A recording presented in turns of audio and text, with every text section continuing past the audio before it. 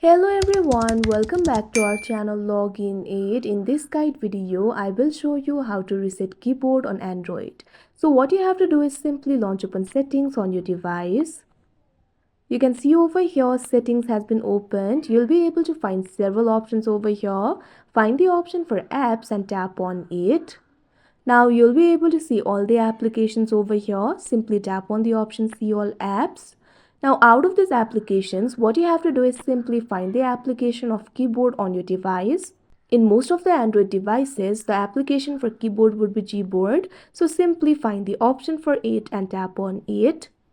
Now you can see over here, you'll be led to the app info interface of your keyboard application. You'll be able to find several options over here. Find the option for storage and cache and tap on it.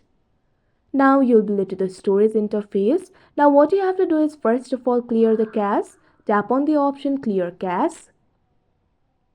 Now what you have to do is clear the storage. Tap on the option clear storage. Now this kind of pop-up will appear. This app's data including files and settings will be permanently deleted from this device. Tap on the option OK.